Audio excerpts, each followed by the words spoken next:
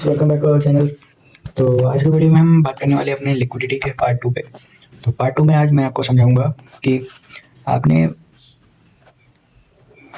आपने बहुत बार नोटिस किया होगा कि एक चीज़ ऑनेस्टली बताओ, कितनी बार ऐसा हुआ है कि प्राइस ने एग्जैक्ट तुम्हारा स्टॉप लॉस हिट किया है और उसके बाद मार्केट सीधा अपोजिट डायरेक्शन में भाग गई।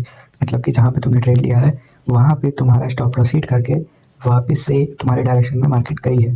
ऐसा कई बार आपके साथ हुआ होगा, ठीक है। उस टाइम लगता है ना मार्केट मेरे ही अगेंस्ट क्यों है, ठीक है। लेकिन आज मैं तुम्हें एक सच बताऊंगा कि मार्केट तुम्हारे अगेंस्ट नहीं है, ठीक है।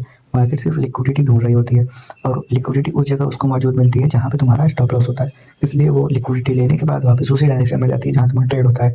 लेकिन तुमको लगता है कि मार्केट तुम्हारे स्टॉप लॉस लेने के बाद ही मूव कर रही है, ठीक है। तो आज मैं इसी के बारे में बात करूंगा कि हमारा स्टॉप लॉस आखिर होता हिट क्यों है, ठीक है। हिट क्यों होता है, तो सबसे पहले मैं आपको बता देता हूँ कि ये जो फॉरेक्स मार्केट है ना वो रैंडमली नहीं चलती है। मतलब कि अपने मन से नहीं चलती है, ठीक। मार्केट को मूव करने के लिए जो भी उसका मूव होता है अप एंड डाउन, उसको चाहिए बायर्स एंड सेलर्स, ठीक है। कोई बाय करेगा तभी कोई सेल करेगा, ठीक है। कोई सेल करेगा तभी कोई बाय करेगा। ये एक यूनिवर्सल रूल है, ठीक है। तो आपके मन में एक सवाल आ रहा होगा कि ये बायर्स एंड सेलर्स कहाँ मिलते हैं, ठीक है। जहाँ लोग स्टॉप लॉसेस अपने लगाते हैं, मान के चलिए ये मार्केट मूव कर रहा है, आपने यहाँ पे एंट्री लिया, आपका स्टॉप लॉस यहाँ पे है, ठीक है। तो जहाँ पे स्टॉप लॉसेस लगे होते हैं वहीं पे बायर्स एंड सेलर्स मिलते हैं, ठीक। 90% रिटेल ट्रेडर्स के स्टॉप लॉस सेम जगह पे होते हैं। रिटेल ट्रेडर कौन है? जो हम लोग होते हैं, ठीक है। हमारे स्टॉप लॉसेस बेसिकली कहाँ पे होते हैं? देखिए, सपोर्ट के नीचे हो जाएंगे।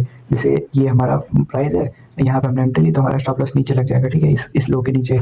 या फिर रेजिस्टेंस है, हमने यहाँ पे सेल किया तो हमारा स्टॉप लॉस यहाँ पे हो जाएगा। तो जो हम सोच रहे हैं वही और भी रिटेल ट्रेडर्स सोच रहे हैं, ठीक है। या तो इक्वल हाई है तो इसके ऊपर हमारा स्टॉप लॉस हो जाता है या एंट्री हमारी यहाँ पे हो जाती है, ठीक। तो जैसे हमने स्टॉप लॉस लगाया ना, वैसे बहुत से लोग हैं जो इस तरह का स्टॉप लॉस यूज़ करते हैं, ठीक है।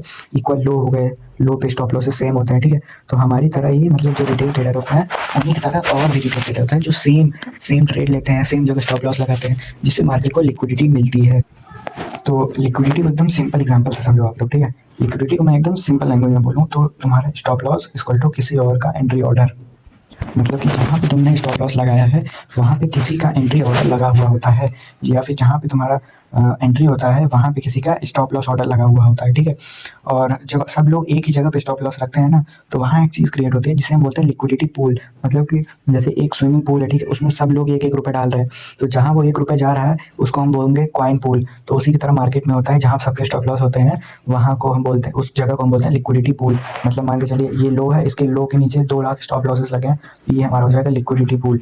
ये हाई है तो इसके ऊपर अगर 3 लाख स्टॉप लॉस लगे तो ये हमारा हो जाएगा लिक्विडिटी पूल, ठीक है। तो देखो, जब तुम्हारा स्टॉप लॉस हिट होता है, ठीक है, जब तुम्हारा स्टॉप लॉस हिट होता है तो वो मार्केट के लिए फ्यूल बन जाता है। मतलब तुम्हारा जो स्टॉप लॉस है, मान लो तुमने बाय किया है ट्रेड, ठीक है, मान के चलो तुमने बाय किया है, ठीक है, तुमने इस जगह पे बाय किया है और तुम्हारा स्टॉप लॉस है लो के नीचे, ठीक है। तो तुम्हारा स्टॉप लॉस कब हिट होगा?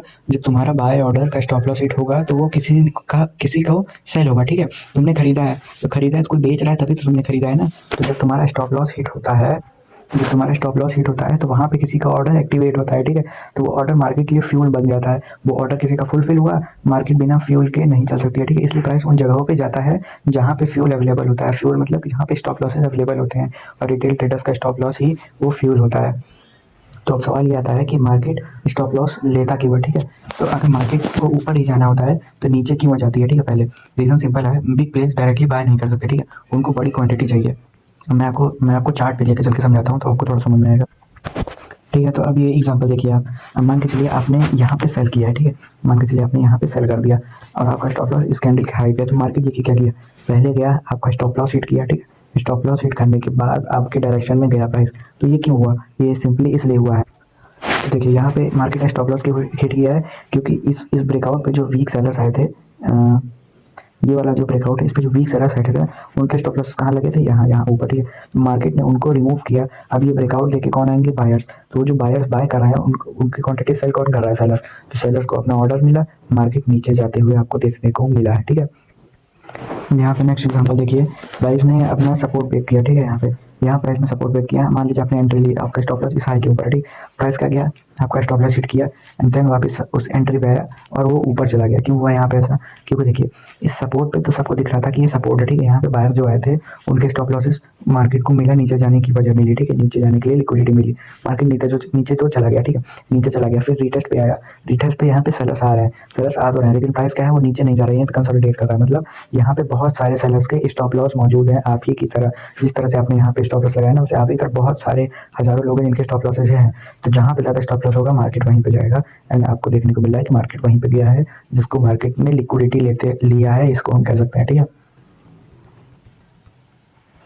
हम नेक्स्ट एग्जांपल देखिए आप, जैसे कि प्राइस देखिए यहाँ पे एक सपोर्ट क्रिएट किया था, ठीक है, यहाँ पे प्राइस ने एक सपोर्ट क्रिएट किया और इस सपोर्ट का ब्रेकआउट कर देता है। अब इस ब्रेकआउट को देख के कौन आएंगे, बहुत सारे रिटेलर्स यहाँ पे सेल करने लगेंगे, ठीक, सेल करेंगे सेल करेंगे सेल करेंगे।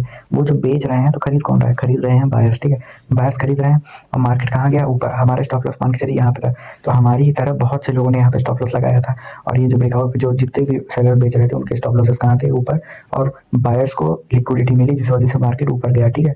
ये हमारी एंट्री फेल हुई और आपको लगता है कि मेरे स्टॉप लॉसेस हिट करने के बाद मार्केट डायरेक्शन में जाता है, लेकिन ऐसा नहीं है, आपकी एंट्री गलत जगह हुई है।